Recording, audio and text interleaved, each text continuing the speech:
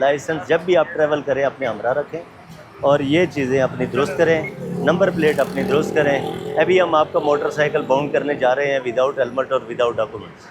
Sir आज warning दे रहे हैं। सर इसके लिए हम माजरत हुआ हैं। वार्निंग इसलिए नहीं दे रहे, देखें ये कानून सिर्फ गरीब के लिए नहीं बना है, हर उस शहरी के लिए बना है जिसने अपनी ज़िंदगी को महफूज बनाना है, अपनी फैमिली के लिए, अपनी ज़ात के लिए।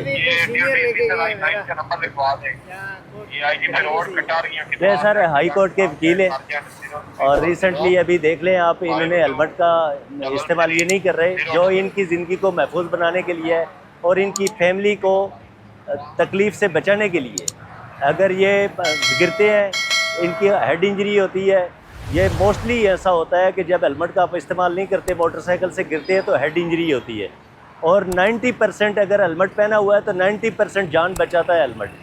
बाकी हम ये नहीं कहते कि बाजू को बचा लेगा, टांग को बचा लेगा, लेकिन सर को ज़रूर बचाता है। जब सर बच जाता है तो इंसान की ज़िंदगी महफूज हो जाती है। बाकी चीज़ें जुड़ जाती हैं लेकिन सर का जुड़ना बहुत मुश्किल होता है।